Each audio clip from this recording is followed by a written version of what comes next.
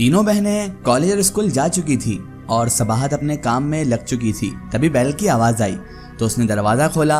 सामने एक खूबसूरत वजहा नौजवान खड़ा हुआ था। आप सबाहत साहिबा हैं क्या?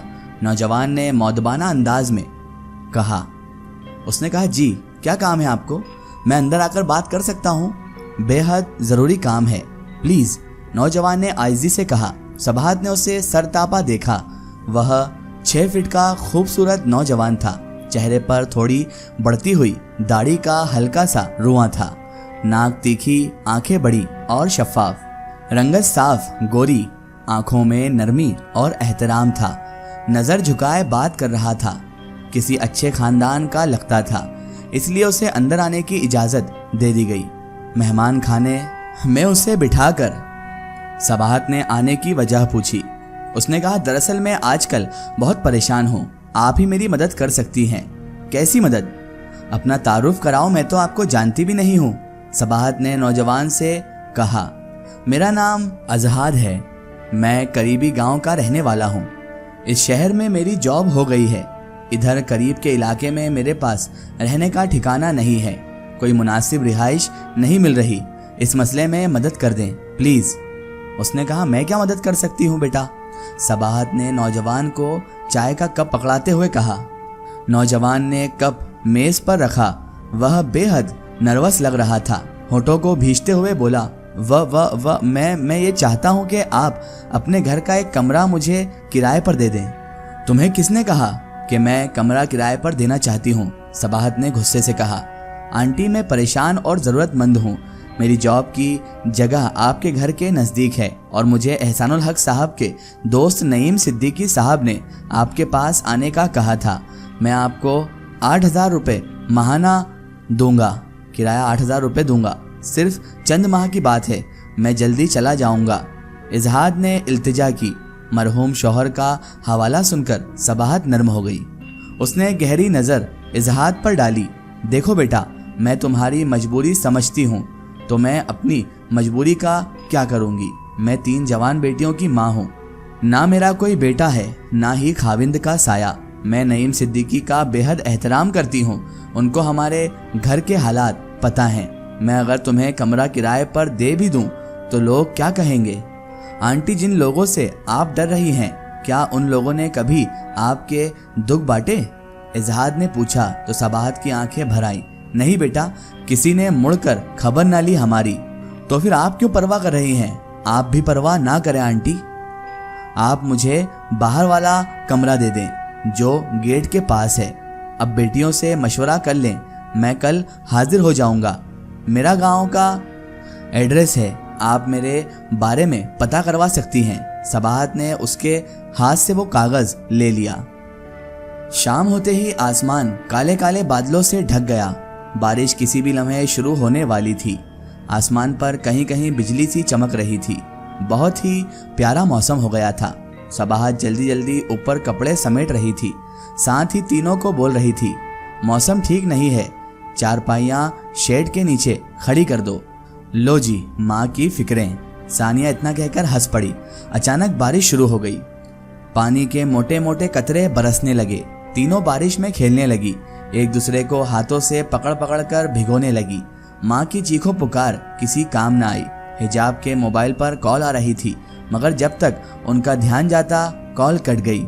हिजाब ने तहरीम को मोबाइल देखने भेजा।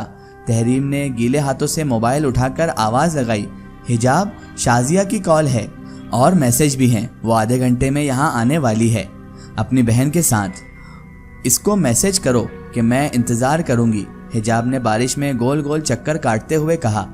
बस करो सानिया और हिजाब, अंदर आओ। बस हिजाब, तुम हर दफ़ा बारिश के चंद कतरों से बीमार हो जाती हो। बस बहुत हो गया, अंदर आ जाओ बस।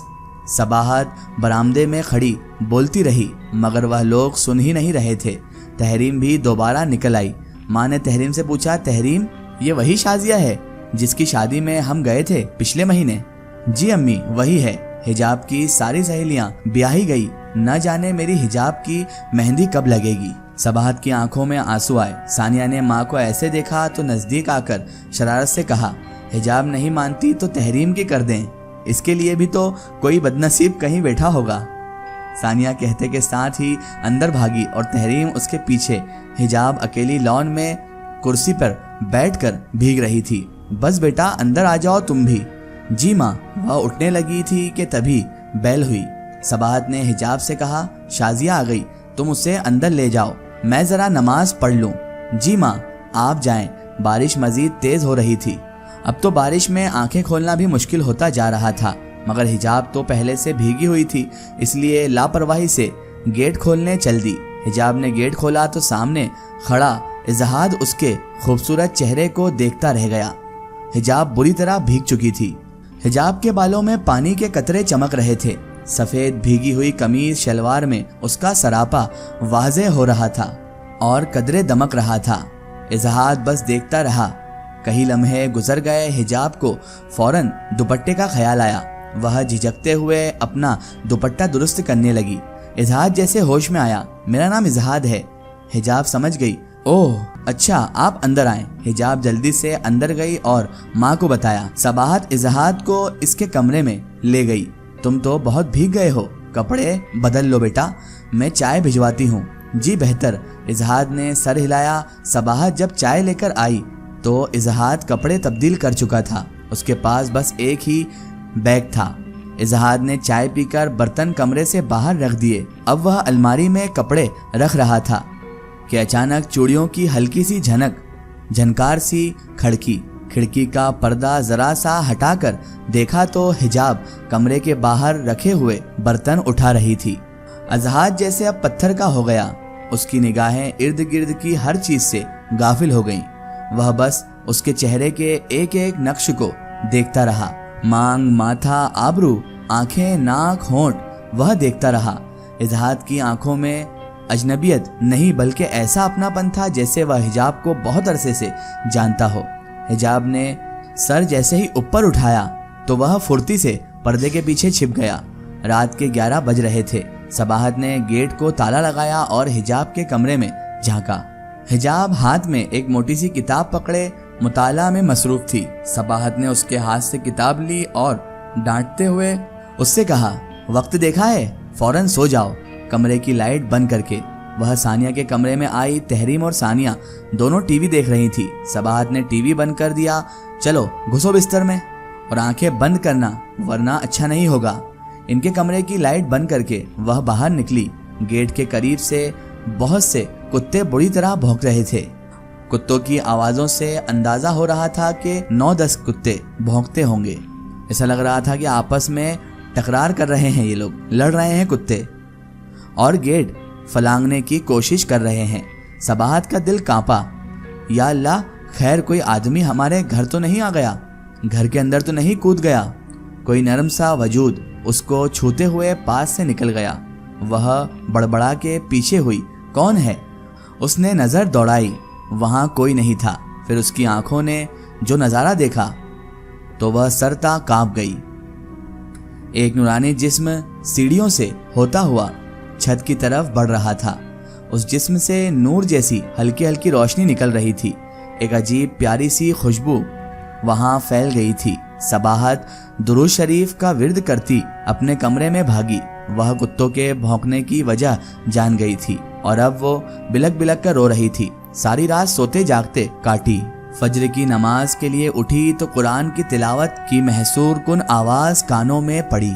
اظہاد انتہائی عقیدے سے قرآن کی تلاوت کر رہا تھا۔ اس کی آواز کی کشش صباحت کو اس کے کمرے میں لے گئی۔ صباحت نے کھڑکی سے دیکھا اظہاد قرآن کی تلاوت کر رہا تھا۔ صباحت کافی دیر تک وہاں کھڑی اس کو سنتی رہی۔ اظہاد نے نظریں اٹھا کر صباحت کو دیکھا اور تلاوت ختم کر کے کمرے کا دروازہ کھولا۔ اس کا ایک سٹوری ہم دیکھیں گے اس کے اگلے پارٹ میں۔ دوستوں، اگر آپ بھی اپنی زندگی کی کوئی سچی کہانی یا سچی گھٹنا ہمارے چینل سے شیئر کروانا چاہتے ہیں اور آپ چاہتے ہیں کہ آپ کی سٹوری بھی مائی اسٹوری بک چینل سے شیئر ہو، تو آپ ہمیں ہمارے فیس بک پیج پر کانٹیکٹ کر سکتے ہیں اور اپنی سٹوری وہاں پر ہمیں بتا سکتے ہیں۔